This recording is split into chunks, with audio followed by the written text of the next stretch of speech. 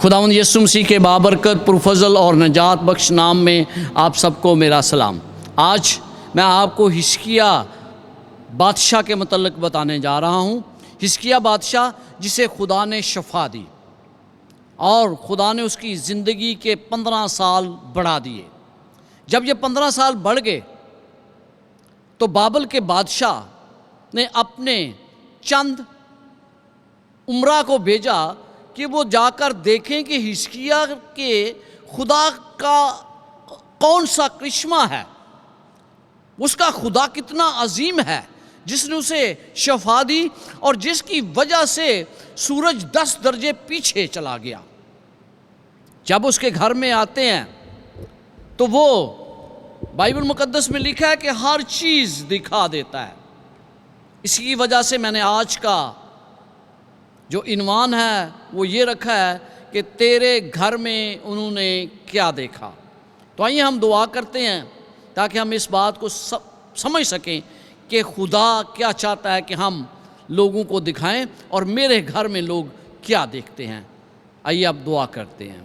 بحر و بر کے خالق اور مالک، جو ہی ہم تیرے کلام کو کھولنے لگے ہیں، اسے سمجھنے لگے ہیں، تو تیرا روح القدس چاہتے ہیں جو ہم پر تیرا فضل کرے اور ہم خداوند تیرے روح کی طاقت سے ان باتوں کو سمجھ کر انہیں اپنی زندگی کا حصہ بنائیں، اور پھر خداوند جو کلام لوگوں تک پہنچے وہ تیرے اور تیرے لوگوں کے لیے بہتری کا سبب بنے۔ مانگتا ہوں تیرے پیارے بیٹے یسوع مسیح کے وسیلہ سے، آمین۔ یسایہ نبی کا صحیفہ اس کا 39 باب، اس میں یوں لکھا ہے کہ شاہ بابل نے حزقیہ کے نامے اور طوائف بھیجے کیونکہ اس نے سنا تھا کہ وہ بیمار تھا اور شفا یاب ہوا۔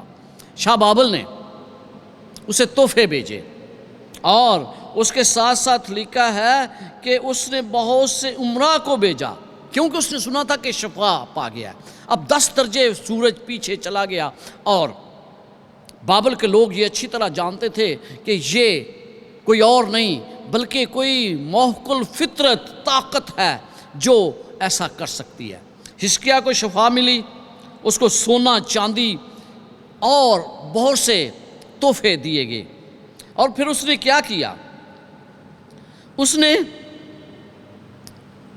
خوش ہوتے ہوئے بابل کے لوگوں کو تمام کچھ دکھایا۔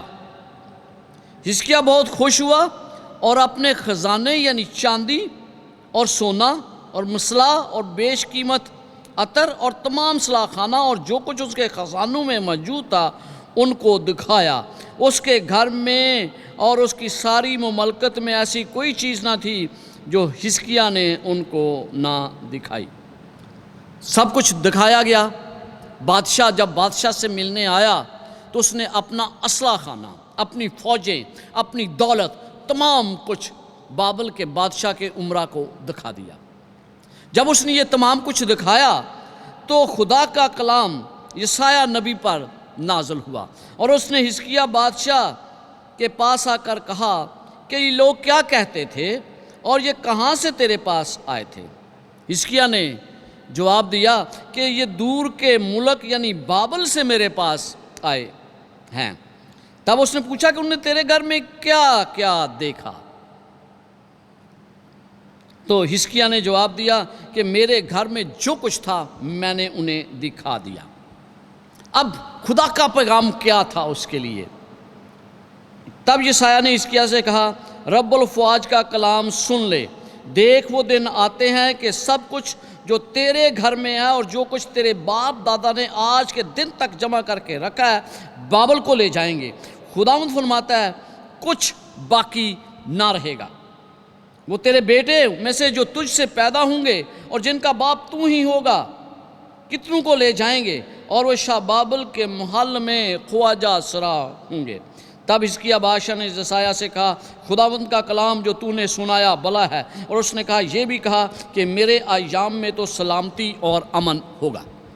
جب میں اس پیغام کو پڑھتا ہوں، اس تمثیل کو پڑھتا ہوں، یہاں پر جو کچھ بیان کیا گیا اسے یاد کرتا ہوں، تو سوال یہ تھا کہ انہوں نے تیرے گھر میں کیا دیکھا؟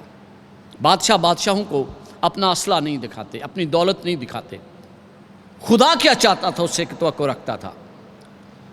وہ یہ دیکھنے آئے تھے کہ یہ اتنا بڑا معجزہ جو حزقیہ بادشاہ کے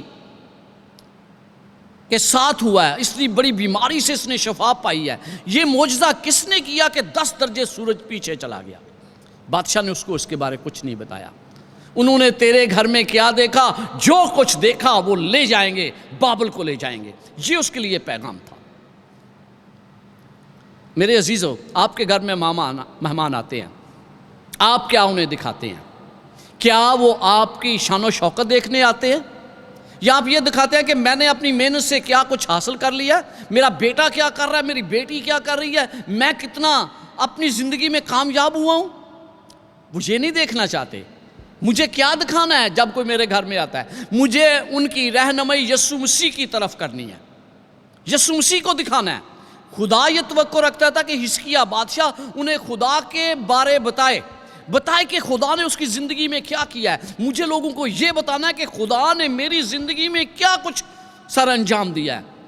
اگر میں اس کو بتانے میں سے قاصر رہتا ہوں تو یقیناً خدا اس بات کو پسند نہیں کرتا۔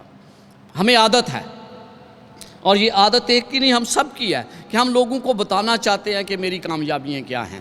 کیا میں نے اس شخص کا ذکر کیا، اس ہستی کا ذکر کیا جس کی بدولت مجھے یہ کامیابیاں ملتی ہیں؟ مجھے ان کامیابیوں کو بتانا ہے جو خدا کی طرف سے مجھے ملتی ہیں۔ اور پھر وہ کہتا ہے جو کچھ انہوں نے تیرے گھر میں دیکھا وہ سب لے جائیں گے۔ اور آپ جانتے ہیں کہ جب شاہ بابل نے حملہ کیا تو وہ تمام کچھ لے گیا، اور لکھا کہ تیرے بیٹوں کو جو تجھ سے پیدا ہوں انہیں خواجہ سرا بنایا جائے گا۔ اور ہم دیکھتے ہیں کہ دانیل اور اس کے 3 ساتھیوں کے ساتھ ایسا سلوک ہوا، وہ خدا اس کے بادشاہ کے محل میں کام کرتے، انہیں خواجہ سرا بنایا گیا تھا۔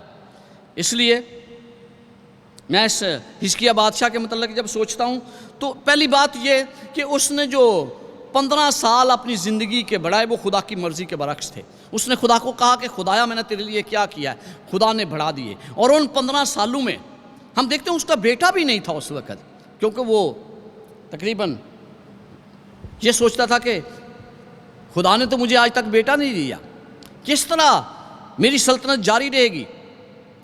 تو جب منسی پیدا ہوا، 2 سلاطین 21 باب، خدا نے اس کی 15 سال عمر بڑھائی ہے، لیکن جب حزقیہ مرا تو اس کا بیٹے کی عمر 12 سال تھی۔ اس کا مطلب ہے کہ 3 سال کے بعد اس کے بیٹا پیدا ہوا اور اس نے اس سلطنت کو سنبھالا۔ تو ہمیں چند باتیں یہاں پر سیکھنی ہیں۔ پہلی بات یہ کہ جب لوگ میرے گھر میں آتے ہیں تو کیا دیکھتے ہیں؟ مجھے انہیں خدا کو دکھانا ہے۔ تو میری آپ سے دعا ہے کہ جب کبھی آپ کے گھر میں مہمان آتے ہیں تو انہیں خدا دکھائیں، انہیں دکھائیں کہ خدا نے آپ کی زندگی میں کیا کیا ہے۔ پھر دوسری بات یہ کہ لالچ نہ کریں۔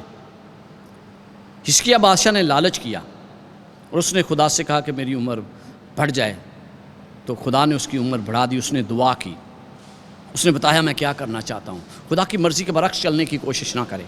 اور پھر وہ کہتا ہے کہ میرے ایام میں تو سارا کچھ صحیح ہوگا نا۔ تو جب وہ کہتا ہے کہ میرے ایام میں سارا کچھ صحیح ہوگا تو اس کا مطلب ہے کہ وہ اپنے بارے فکر مند تھا، وہ دوسروں کے بارے فکر مند نہیں تھا۔